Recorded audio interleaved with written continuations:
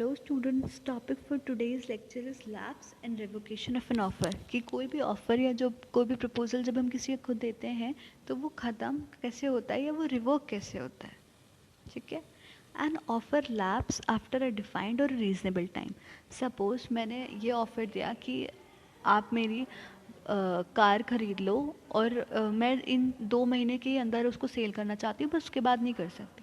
तो ये particular time है कि 2 महीने के बाद वो ऑफ़र ख़त्म हो जाएगा, लैप्स हो जाएगा। एक सर्टेन एक डेफिनेट टाइम के बाद the offer will lapse itself. Done. Now an offer lapse by not being accepted in the specified mode. एक ऑफ़र लैप्स कब हो जाता है? जब उसे उस मोड में, उस तरह से स्पेसिफाइड मोड में एक्सेप्ट नहीं किया जाता है। And offer also lapse by rejection. Offer कब ख़त्म होता है? जैसे मैंने कहा कि मैं आप will you purchase my books, तो you will say no, I not. तो वो ऑफ़र लैप्स हो गया क्योंकि आपने एक्सेप्ट नहीं किया, आपने डिनाई कर दिया, आपने रिजेक्ट कर दिया उसको। Now an offer lapse by the offeror और द ऑफरर्स डेथ और इंसैनिटी अंटिल एक्सेप्टेंस। जो ऑफ़र होता है वो कब लैप होता है? बाय द ऑफरर लैप्स कब होता है? जबकि ऑफरर की डेथ हो जाती है। जो पर्सन ऑफ़र कर रहा है उसकी डेथ हो जाती है, या वो पागल हो जाता है, वो इंसान ल्यूनाटिक या पागल हो जाता है, जिसकी मेंटल कंडीशन फिट नहीं होती है। अंटिल एक्सेप्ट, जब तक कुछ ऑफ़र एक्सेप्ट नहीं हुआ है उससे पहले अगर ऑफरर की डेथ हो गई। ऑफर मीन्स जो पर्सन आपको ऑफर दे रहा है, जो पर्सन ने आपको प्रपोजल दिया है, उसकी या तो डेथ हो जाती है या वो इंसेन हो जाता है एक्सेप्टेंस से पहले, तो भी ऑफर लैप्स हो जाएगा। Now an offer lapse by revocation before acceptance. जो ऑफर है वो रेवोकेशन के थ्रू भी लैप्स हो जाता है। कब लैप्स हो जाता है? जब तक उसे एक्सेप्ट नहीं किया गया।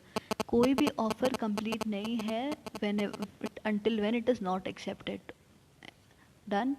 कोई भी प्रपोज़ल, मैंने आपको कोई प्रपोज़ल या कोई ऑफ़र दिया, जब तक आप उसको एक्सेप्ट नहीं करोगे मेरा ऑफ़र कंप्लीट नहीं, मेरा वो ऑफ़र कभी भी लैप्स हो सकता है, कभी भी रिवोक हो सकता है।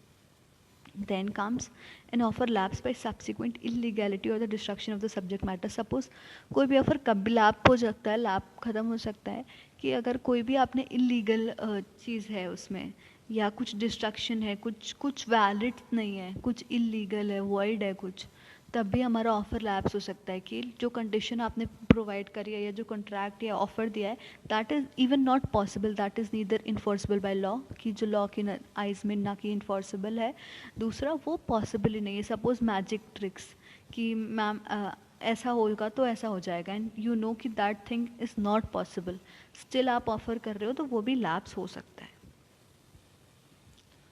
Then when communication is complete. Communication कब कंप्लीट होती है? सेक्शन 4 में दिया है कम्युनिकेशन ऑफ ऑफर कब कंप्लीट है। The communication of offer is complete when it comes to the knowledge of the person to whom it is made.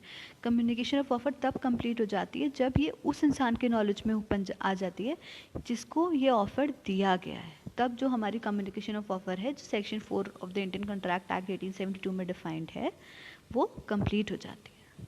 Then time of revocation of offer की time क्या है offer revoke करने के लिए? This is revocation of the offer, ये section 4 में है। A proposal can be revoked at any time. कोई भी प्रपोजल कभी भी रिवोक हो जा सकता है before the communication of its acceptance is complete as against the proposer but not afterwards. कोई भी ऑफर तब तक रिवोक किया जा सकता है जब तक वो एक्सेप्ट नहीं किया गया है दूसरी पार्टी के through. Done. Now revocation of the offer by the offeror. ये वो कंडीशन है कि जो, जैसे मैंने आपको ऑफर दिया और मैं खुद ही इसको रिवोक कर देती हूँ, ठीक है।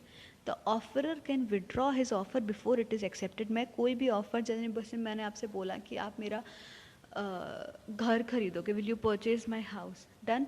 तो जब तक आप उसे एक्सेप्ट नहीं करते उससे पहले मैं खुद उसको रिवोक कर सकती हूँ कि ऐसे नहीं, I don't want to sell now, क्योंकि अभी तक आपने मेरा ऑफ़र एक्सेप्ट तो किया नहीं। तो before you have accepted my offer I can revoke it. तो I say no, I don't want to sell my house, I am withdrawing this offer. मैं कोई ऑफर वापस लेना, ठीक है।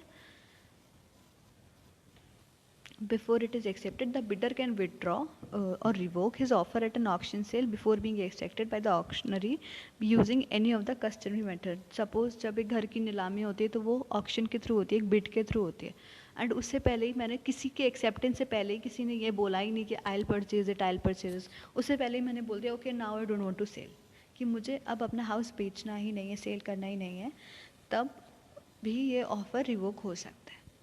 नाउ एग्जाम्पल क्या है, A agreed to sell the property to B, I just give you house example only. A ने बोला कि वो अपनी प्रॉपर्टी बी को सेल करना चाहता है रिटन डॉक्यूमेंट में। रिटन डॉक्यूमेंट में क्या लिखा था कि this offer to be left over until Friday 9 AM, कि भाई ये ऑफर 9 AM फ्राइडे तक ही ओपन है।